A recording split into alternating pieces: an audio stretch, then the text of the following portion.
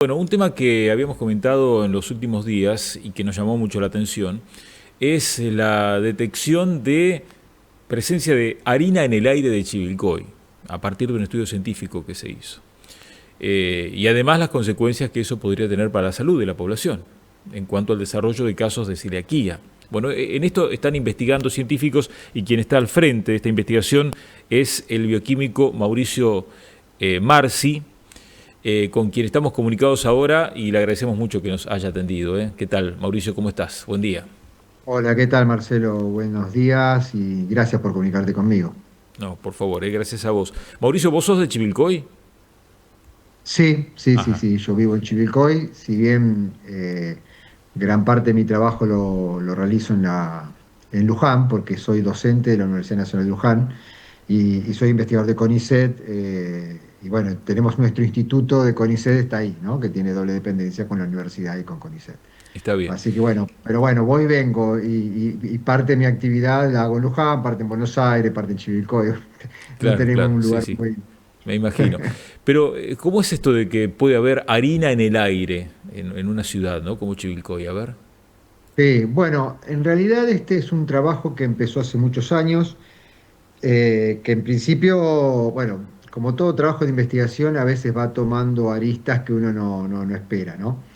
En realidad lo que nosotros hicimos fue un relevamiento sobre la población de Chivilcoy en cuanto a cuál es la prevalencia de la enfermedad celíaca y bueno, y buscamos marcadores serológicos que tienen que ver, están relacionados con el diagnóstico de celiaquía. Eh, y yo acá quiero hacer una aclaración, no necesariamente que haya un marcador positivo en una persona implica que sea celíaca, ¿no? Porque bueno, hay una serie de Ujú. criterios que tiene que ver también con biopsias intestinales, con cómo tiene el intestino, bueno, una serie de cuestiones que tienen que ver con la clínica también. Eh, entonces, nosotros un trabajo que publicamos hace muy poquito, a fin del año pasado, en donde volcamos gran parte de estos resultados, sacamos tres o cuatro conclusiones, ¿no? Entre esas conclusiones, nosotros vemos que en Chivilcoy, en los porcentajes de personas diagnosticadas con enfermedad celíaca es el promedio que está reportado para gran parte de las ciudades del mundo. O sea, eso no encontramos grandes diferencias, Ujú. pero sí encontramos que hay una prevalencia de algunos marcadores serológicos bastante alta. Eh, o sea que estaríamos hablando de personas que tienen, por ejemplo, anticuerpos específicos para transglutaminasa o para gliadina, bastante por arriba de la cantidad de pacientes celíacos, ¿no? Ajá. Eh, entonces, bueno, ¿por qué es eso, digamos? Y no hay tantos reportes sobre prevalencia de marcadores en forma independiente de si está en patología o no. Entonces Ujú. no teníamos mucho punto de comparación, mucho punto para analizar en la bibliografía. Pero sí empezamos a ver, a hacer algunos análisis y empezar a analizar con factores ambientales, porque cada vez hay mayor peso, ¿no? De los factores ambientales en nuestra salud. Claro. Como un factor más, esto no quiere decir que es decisivo, pero la enfermedad celíaca es una enfermedad que tiene una base genética muy importante, Ujú. eh, pero a su vez, obviamente, el consumo de gluten es el que el que termina de alguna manera determina eh, la sintomatología de la patología. Pero bueno, nosotros estamos acá con un estado intermedio, de gente que tiene anticuerpos, no eran celíacos, algunos reportaban algunas manifestaciones clínicas, otros no, era bastante confuso el análisis que había que hacer. Lo primero que dijimos, bueno, relacionemos a ver si puede haber algún tipo de relación con el agua, no la encontramos. Y, y pensamos, digo, che, ¿y en el aire qué hay? Ujú. Entonces nos asociamos a un grupo de aerobiólogos de la Universidad de Buenos Aires, la Facultad de Ciencias Exactas, y empezamos a muestrear el aire. ¿Sí? Empezamos a hacer muestreos, tenemos muestreadores ya hace más de un año y medio más o menos que estamos muestreando en diferentes puntos de la ciudad. Y hoy, a ver, encontrar una relación directa entre lo que hay en el aire y esta patología o alguna patología en general todavía es muy arriesgado, ¿no? Ajá. Pero sí podemos, decir que hay harina en el aire, que fue la pregunta original que hiciste. Yo te hice Claro, toda esta introducción porque para llegar a este punto. nunca, o sea, Eh, nunca llega, podríamos haber pensado que en una ciudad podía haber harina, digamos, hay muchas cosas, ¿no? bueno, Pero, sí, qué sí. sé yo, La verdad harina. que cuando nosotros lo planteamos dijimos, es muy loco esto, lo Sí, que estamos pensando. De hecho, lo planteamos como hipótesis en ese trabajo que te comenté que publicamos. En los trabajos, cuando uno publica trabajo científico, pasan por una evaluación muy rigurosa de pares, de investigadores de otros países. ajá, Y dos de los investigadores que evaluaron nuestro trabajo, uno de ellos le pareció muy interesante la hipótesis y te cuento una cosa. El segundo en un momento le dijo, me parece que esto es eh, un delirio. No fue ajá, la palabra exacta, pero fue muy parecida. sí, En el medio nosotros teníamos los primeros análisis hechos del aire, en donde ajá, encontramos algunos granos de harina. Entonces eso nos permitió contestar en la publicación, decir, "Mirá, no es tanto delirio porque acá tenemos la foto y le mostramos la foto, ¿no? ujú. Eh, Así que eso nos Ahora, hay permitió un cerrar el molino trabajo. harinero, hay, digamos, ¿de dónde podría salir? Y bueno, eso, encontrar la relación de dónde sale la harina va a llevar tiempo. Mm, ¿Por qué? Porque nosotros por eso lo que hicimos fue poner muestreadores en diferentes puntos de la ciudad y tenemos una estación meteorológica que nos está transmitiendo las 24 horas del día, los 365 días del año, un montón de información en cuanto a vientos, precipitaciones, temperatura, humedad, bueno, una serie de cuestiones para que nosotros podamos armar un mapa, ¿sí? De densidad. A ver, lo que nos imaginamos, esperemos que lo podamos hacer, es que cuando terminemos de analizar, porque son tantas muestras, estamos generando muestras por hora. ¿No? ujú, Y así que imagínate que después de un año y medio analizar hora por hora diferentes claro. puntos de la ciudad es todo un tema. Eh, entonces, la idea nuestra es poder hacer un mapa integrando tanto los datos meteorológicos como los datos de densidad de harina que tengamos en diferentes puntos de la ciudad, como para saber, digamos, si esto está siendo arrastrado por el viento desde algún punto de la ciudad en particular o desde afuera de la ciudad. Bueno, molinos harineros hay un montón, somos una zona que, a ver, lo que estamos viendo en Chivilcoy no creo que no lo veamos en otra ciudad, sinceramente. Ujú. Por lo menos de la zona, ¿no? En donde la actividad agropecuaria es tan importante y la producción de harina es una de esas actividades importantes. Pero también tenemos un montón no solamente de molinos, tenemos un montón de casas que son fábricas de pasta, digamos, y uno ve cosas en las calles, en ciertas veredas, ¿sí? Que después te empieza a cerrar en sí mismo. Y bueno, evidentemente si esto está tirado acá en la vereda, en el aire, digamos. eh, yo, una anécdota que me contaba la gente que trabaja en aerobiología y que hace los análisis de las muestras, es que ellos han detectado, por ejemplo, pólenes de plantas que no existen en la zona, ¿no? En Provincia de Buenos Aires han detectado pólenes de plantas que están a 3.000 kilómetros, 4.000 kilómetros. Ujú. Entonces, Mira, si se es capaz de detectar ese tipo de cosas, imagínate lo que podría hacer con antígenos, partículas que sí se generan en nuestra región.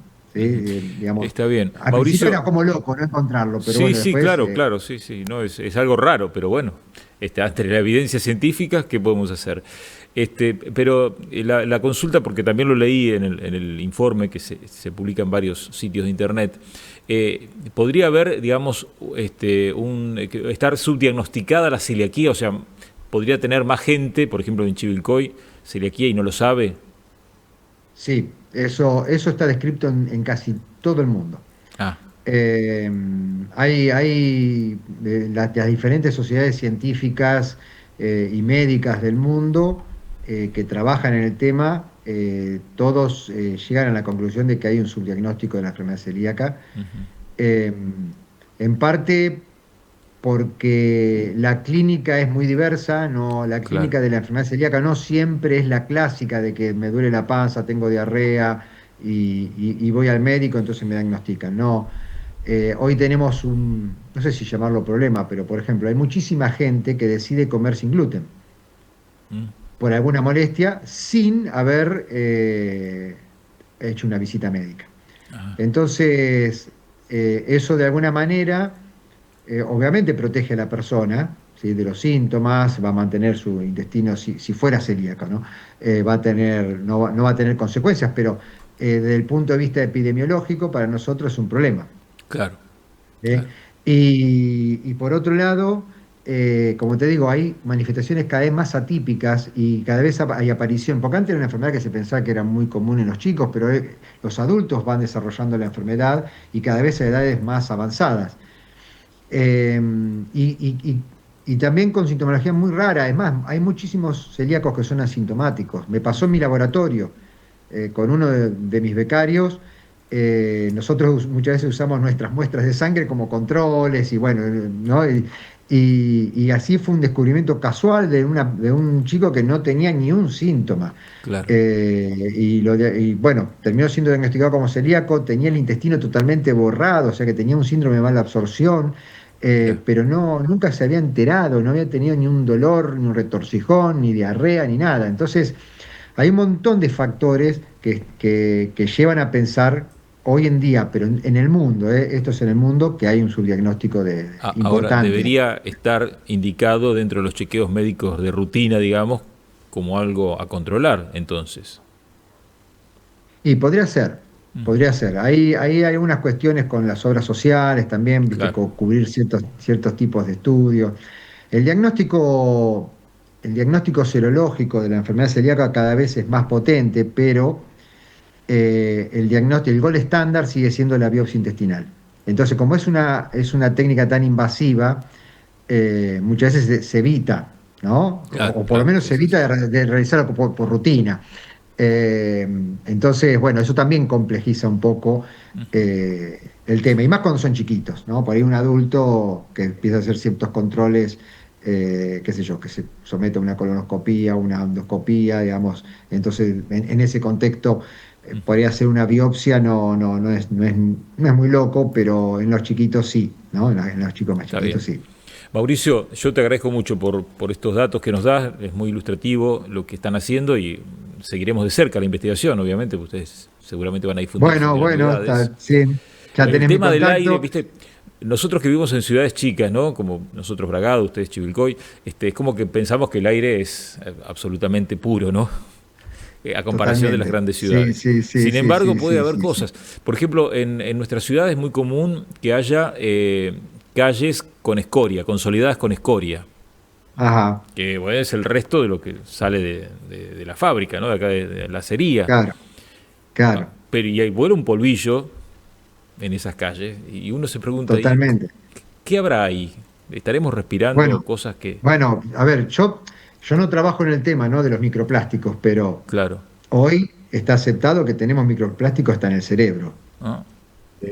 Están por todos lados. Aparte, bueno, imagínate el plástico cuando es un microplástico, la capacidad de flotabilidad que tiene en el aire es muy grande.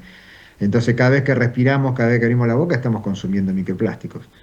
Eh, y ya no hay organismo en el planeta que no esté contaminado por microplásticos. Mira, La capacidad de transmisión que tiene el aire, de llevar cosas de un lado para el otro, es impresionante. A mí mismo me sorprendió porque yo trabajo en inmunología, yo soy una persona de laboratorio, no soy tan ambiental, ¿no? Me claro. he asociado con grupos de que trabajan en Sí, sí, contaminación sí, claro. ambiental para poder tratar de tener equipos interdisciplinarios que puedan abordar problemas como este.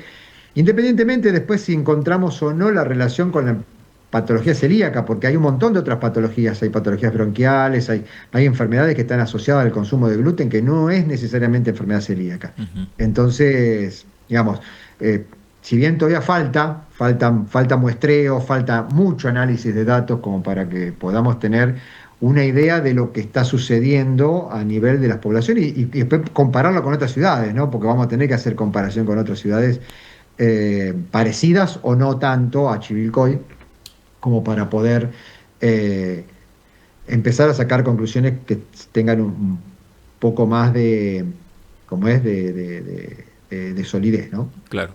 Gracias, Mauricio. Un abrazo, ¿eh? No, al contrario, gracias a vos, ¿eh? Un Hasta luego. abrazo. Bien, así Hasta hablamos luego. con Mauricio Marci, bioquímico, científico, como nos decía, del CONICET, y que está analizando el aire de Chivilcoy.